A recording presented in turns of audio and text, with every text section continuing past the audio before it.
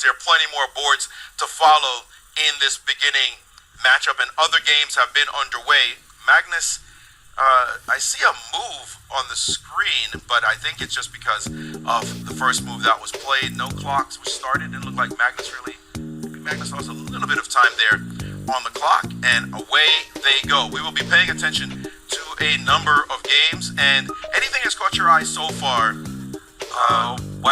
we can start moving around, taking a look, as they're actually blitzing out some moves right now. Magnus, of course, had a horrible first day. By his standards, 50% just does not cut it when you are the best player on the planet. Absolutely. Well, I suggest we look at the games of the latest Dominguez Muzin, Noraditsky, Sargsyan, and so on and so on. We have Aronian and Giri on board 4. Hi. Yeah, we have Nakamura finally in the top 5 boards. Yes, we haven't seen him for quite some time, and he is playing against that Uzbek great Sindarov, yep, if I'm not mistaken. And so that will be the bind that Black has found himself in. And this is, again, another structure you ought to know if you are an aspirant to the top levels of chess. White has that pawn on e5, and it is so very difficult to do anything about it. Trying to get any breaks is just not easy. And the pawn on h5 in particular, this is just classic instructive play by the world champion, just creating a bind everywhere, enough space. Slowly but surely he'll look to break into the position, but for now he has so much control. And by the way, the move b4 is just licking its chops, waiting to be played at some point, and I don't see how Black makes any breaks. This is my big problem with this position. g6 loosens the pawn on h6, and just simply, I mean, you could go g5 capture with the rook, but does it really help anything? It just creates Not a weakness really. straight on the board. I'm not a fan of that move at all. I gotta say, this looks like advantage. Magnus is going to take a lot for young Brewington. Again, 15 years young. He's got a long career ahead of him playing against the top player in the world. I mean, imagine he's sitting right now. The view that we have right now on the screen is what Brewington has. He's sitting across from the world's #1 player. You could not even imagine that he would be...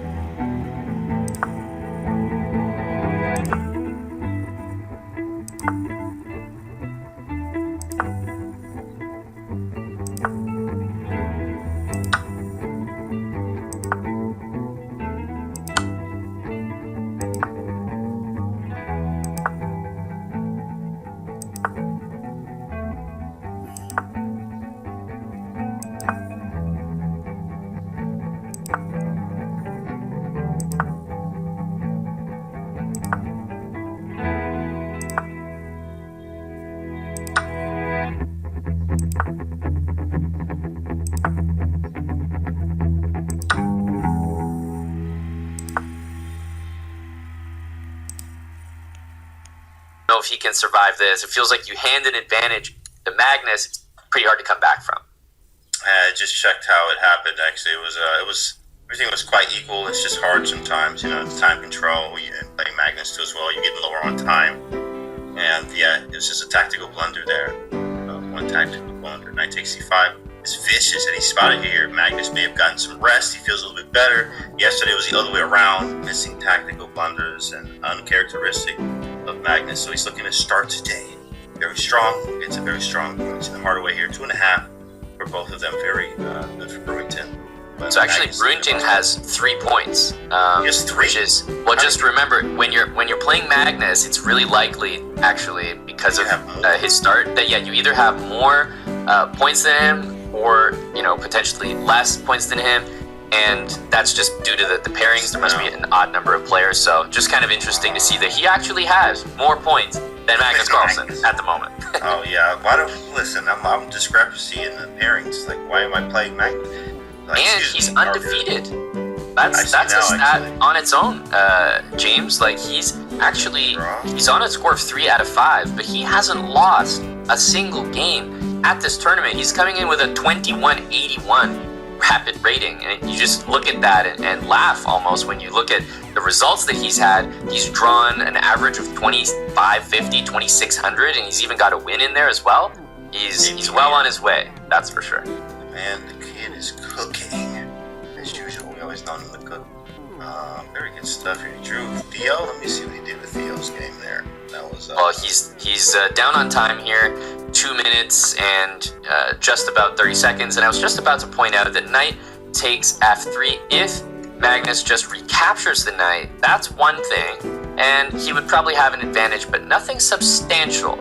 Instead, however, a very nice move. Queen captures e6, and I probably don't even need to show that variation. And there we go, because I can let it happen in real time as Magnus immediately plays it.